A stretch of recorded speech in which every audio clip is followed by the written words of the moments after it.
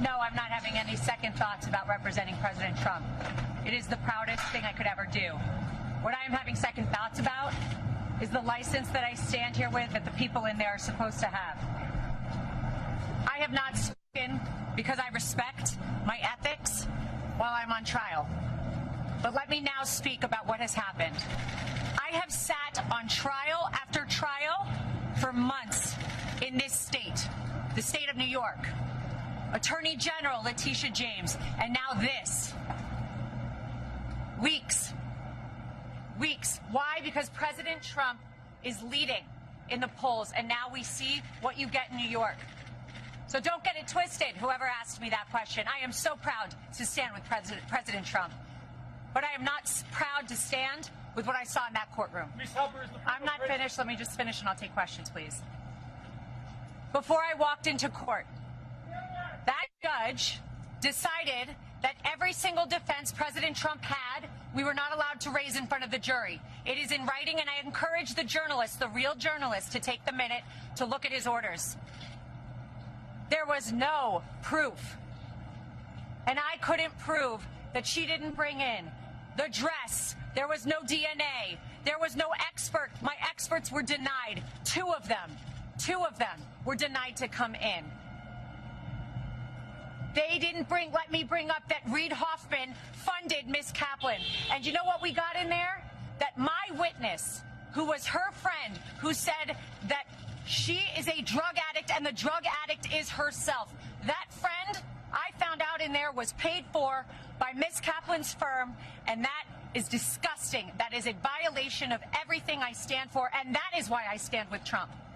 And that is why so many Americans are so proud that he is running again and so excited to run to the ballot box. But don't get it twisted. We are seeing a violation of our justice system. Ladies and gentlemen, you are not allowed to be stripped of every defense that you have.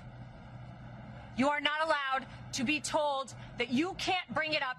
And imagine a point where a judge tells the lawyer, before your client, the former president of the United States, the leading candidate and obvious nominee for the Republican Party, before he takes the stand to defend himself, Ms. Habba, tell me the questions you're going to ask in open court and tell me exactly what he's going to respond. And then edited my questions, edited the response he was allowed to give.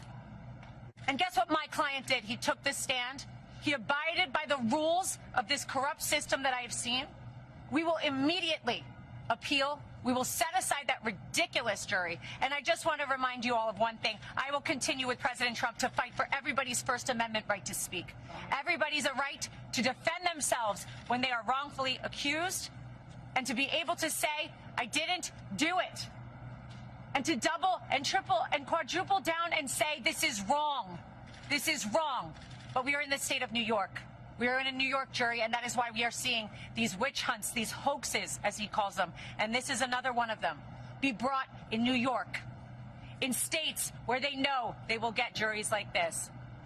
It will not deter us. We're fighting. And I assure you, we didn't win today, but we will. The record that was made in there and the behavior I saw in there, some of which was reported widely today, gave us the most perfect record on appeal. And even if I needed it, which I don't, we were stripped of every defense, every single defense before we walked in there. And I am proud to stand with President Trump because he showed up, he stood up, he took the stand, and he faced this judge. And you know what? I'll continue to do so with him. Yes.